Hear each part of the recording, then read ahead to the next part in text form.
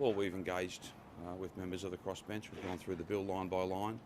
There's amendments I think that have been circulated, and we'll wait and see what happens in the Legislative Council. You're confident Rod Bartelson's voting for it, so that's the numbers you need? And they are the rules that we need. The last couple of days have shown us that this is not over. And if we want to protect those who are vulnerable in our community, so those who aren't vaccinated, those who can't get vaccinated, those who are in aged care, those who have underlying health conditions, this is not over. It is, as Dom Perrottet made the point yesterday, I agree with him completely. This is not over, as much as we'd all want it to be. And yes, we're in a different phase, and that's good, and that's a credit to every Victorian who's gone and got a first and a second dose. But we've got boosters to roll out, we've got paediatric vaccine to roll out, we've got this variant to deal with, and whatever variant comes after it.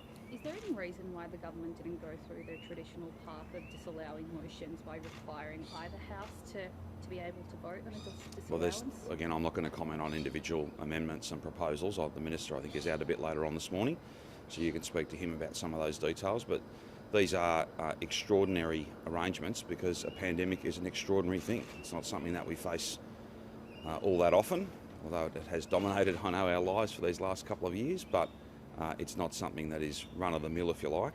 This is a 1 in 100 year event. Who knows when the next one will be, and who knows when the current challenges will end. And are you prepared to rethink your decision on vaccine mandates? Yeah, look, in relation to vaccine mandates, these won't be here forever.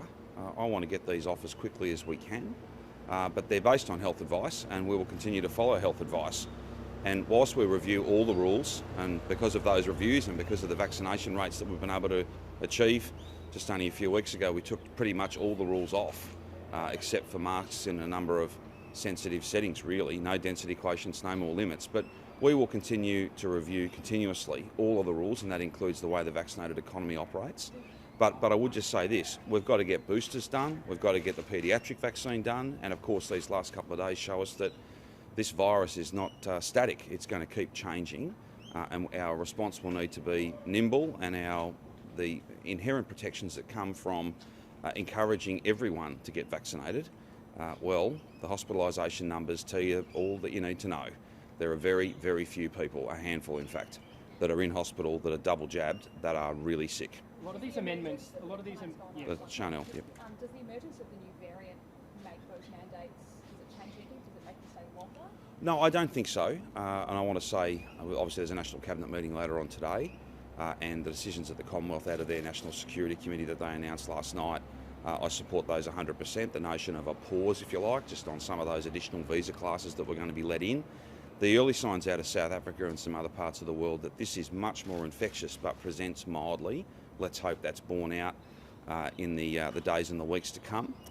We want to get back to the settings as they had been foreshadowed and the changes that had been foreshadowed as quickly as possible. But I think it's wise just to pause. That's what the federal government has done. But look, it's not like vaccine mandates are coming off next week or we're scheduled to come off, in the next few days. But the point I'm making is we won't have any of these rules on a moment longer than they need to be. But this is serving a very useful purpose in keeping us safe. And the feedback I get from people from across the board is that they don't want to be served by somebody in a restaurant who hasn't been vaccinated. They don't want to sit next to someone who hasn't been vaccinated. They want everyone else to do what they've done. And that is an amazing thing.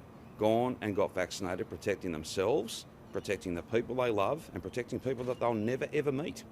That's what getting vaccinated does. Now boosters I think, again, we'll leave it to the experts to draw links and be a bit more definitive, but logic tells me that with this variant and with who knows what else is coming at us on a variant front, boosters are going to be very, very important. And given just on the point of boosters, what we know about waning vaccine immunity, do you think the federal government needs to go a lot harder on, require for people to be fully vaccinated, that it needs to be 3 shots as opposed to 2?